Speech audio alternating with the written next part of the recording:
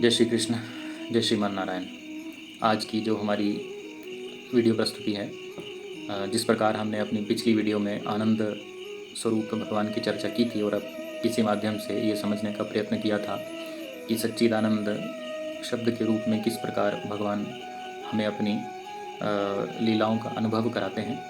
तो आनंद स्वरूप भगवान कौन हैं, उन्हीं को हम समझने का आज प्रयत्न करेंगे और उन्हीं की कुछ जीवन यात्रा को भी हम समझेंगे कि उनकी जीवन यात्रा किस प्रकार व्यतीत होती है। जिस प्रकार हमें ये ज्ञात है कि भगवान श्री कृष्ण 125 वर्ष तक इस पृथ्वी लोक पे द्वापर युग में रहे, मनुष्य रूप में उनका प्रादुर्भाव हुआ और 125 वर्ष की लीला भगवान की किस किस क्षेत्र में रही, ये हम समझने का प्रयत्न करेंगे।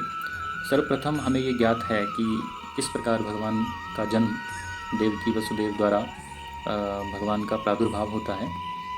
देवकी जी और वसुदेव जी, चूँकि देवकी जी कंस की बहन थी, चचेरी बहन थी, और किस प्रकार कंस जब उन्हें विदा करके वसुदेव जी के साथ रथ पे ले जा रहा होता है तो एक आकाशवाणी के रूप में कंस को ये ज्ञात होता है कि देवकी का अष्टम गर्भ जो होगा, जो अष्टम बालक होगा, उससे कंस आपका विनाश होगा, आपका जो मृत्यु का कारण वही बनेगा।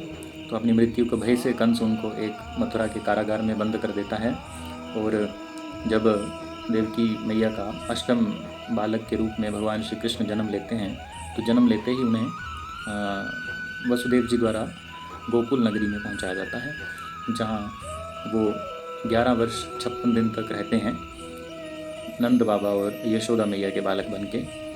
तो जो मथुरा की सर्वप्रथम भगवान का जन्म मथुरा में होता है, परंतु जन्म के तुरंत बाद ही उन्हें गोकुल पहुंचा दिया जाता है। तो जो भगवान की 11 वर्ष 56 दिन की लीला है वो गोकुल यानी ब्रज क्षेत्र की लीला है, जिसमें वो कुछ समय गोकुल में रहते हैं और कुछ समय उनका वृंदावन गोवर्धन की तलहटी में व्यतीत होता है।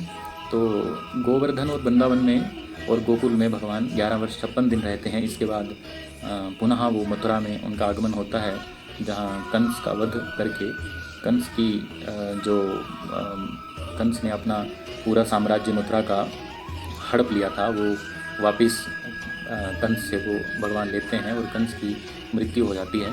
उसके बाद भगवान अपने गुरु श्री सांदीपनि ऋषि जी के गुरुकुल में जाके, उज्जैन क्षेत्र में जाके भगवान का विद्या संस्कार होता है, जहाँ भगवान अनेक अनेक तरह की विद्या ग्रहण करते हैं। और विद्या ग्रहण करके जब पुनः मथुरा में भगवान का आगमन होता है तो कंस के जो ससुर जी हैं, जिनका नाम जरासंध है, मगध के राजा, तो वो जरासंध जी मथुरा पे 17 बार आक्रमण करते हैं और मथुरा को बचाने के लिए भगवान मथुरा के सब यादवों को लेके मथुरा से भी चले जाते हैं, मथुरा नगर को भी छोड़ देते हैं और द्वारिका में जाके बस जाते हैं। द्वारिका में एक नगरी, स्वर्ण नगरी द्वारिका में बना के भगवान वहाँ रहते हैं और वहीं पे भगवान का विवाह संस्कार होता है।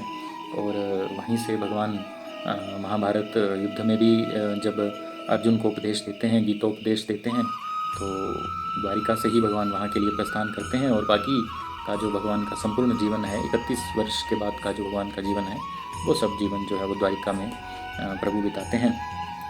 तो इस प्रकार की ये जो भगवान की लीलाएं हैं, मथुरा में जो भगवान का गूढ़ रहस्य है भगवान की लीला का, वो हमें ये सिखाता है कि अन्याय से हमें किस प्रकार लड़ना है, किस प्रकार कंस के द्वारा किए गए अन्याय का बदला लेने के लिए भगवान किस प्रकार कंस का वध करते हैं और अपनी जो प्रजा है उसको कंस के जो भी कंस का अत्याचार है उससे बचाते हैं।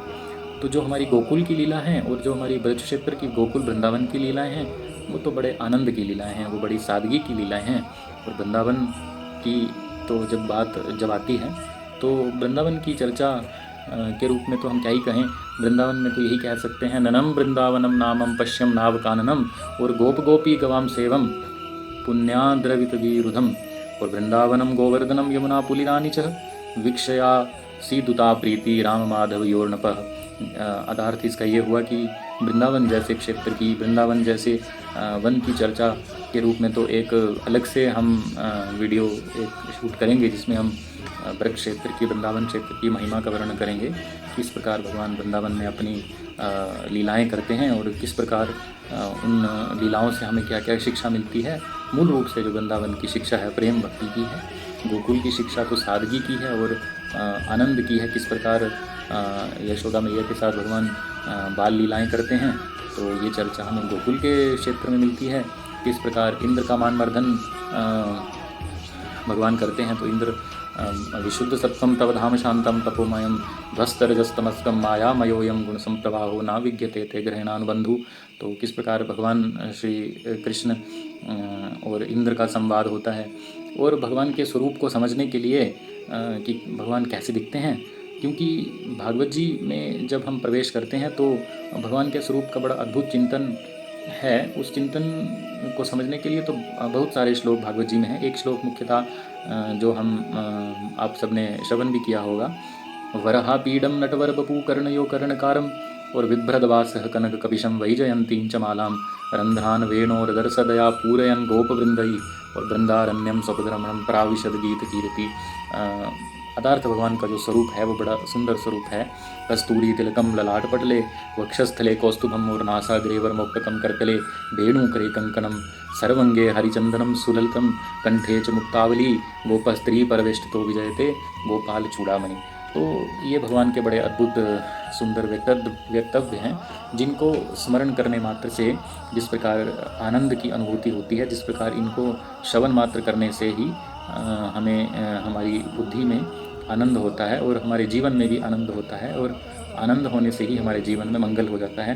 तो इसीलिए जो भगवान की लीलाएं मथुरा वृंदावन की हैं, मथुरा की लीलाओं में तो भगवान परित्राणाय साधूनाम विनाशाय च दुष्कृताम धर्म संस्थापनार्थाय संभवामि युगे युगे का संदेश गीता के माध्यम से देते हैं। और जब हम गोकुल और वृंदावन में आते हैं तब तो भगवान का स्वरूप प्रेममय है, तब तो भगवान का स्वरूप भक्तिमय है।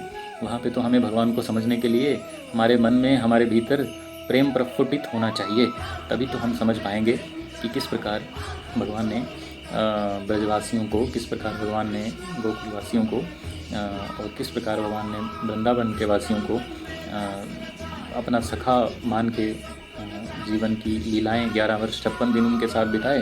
पुनः भगवान का आगमन ब्रज क्षेत्र में नहीं हुआ। तो इस विषय में लेके हम एक, यदि आपके कमेंट के माध्यम से हमें ये आपसे उत्सुकता मिलेगी कि आप सब जानना चाहते हैं कि मथुरा की लीलाएं और ब्रज की लीलाएं भगवान की कैसी रहीं, किस प्रकार भगवान गोकुल वृंदावन में रहे, तो ये यदि आप इनको जानना चाहते होंगे तो अवश्य कमेंट के रूप में आप हमें बताइए। हम इन पे एक डिटेल वीडियो अगले सत्र में समझने का प्रयत्न करेंगे। तो आज का जो हमारा मुख्य था, आपको यही बताने का मूल रूप से यही लक्ष्य था कि हमने आपको यही आज समझाया कि भगवान की 125 वर्ष की लीला में 11 वर्ष 56 दिन भगवान जो है वो ब्रज क्षेत्र में रहे हैं। 30 वर्ष की आयु तक भगवान मथुरा एवं उज्जैन नगरी, जहाँ उनका विद्या संस्कार हुआ, वहाँ रहे। पुनः भगवान की 125 वर्ष की लीला द्वारिका के क्षेत्र में रही। अलग अलग भगवान की लीलाएं हैं और अलग अलग क्षेत्र में एक किस लीला का हमारे जीवन से क्या संबंध है, इसको समझने के लिए हम अगले संस्करण का आप थोड़ा सा प्रतीक्षा करें। अगले संस्करण में हम इसकी अवश्य ही चर्चा करेंगे। यदि आपको हमारा कंटेंट अच्छा लग रहा हो, आप इसमें कोई फीडबैक, कोई संशोधन कराना चाहते हो, अवश्य कमेंट के रूप में हमें बताइएगा। लाइक अवश्य करिए, सब्सक्राइब करिए, बेल नोटिफिकेशन ऑन रखिए ताकि वीडियो हमारी अपलोड होकर आपको तुरंत सूचना मिल जाए और आप वीडियो का लाभ ले सकें। इन्हीं सब वचनों के साथ में जय श्री कृष्ण, जय श्रीमन नारायण, राधे राधे।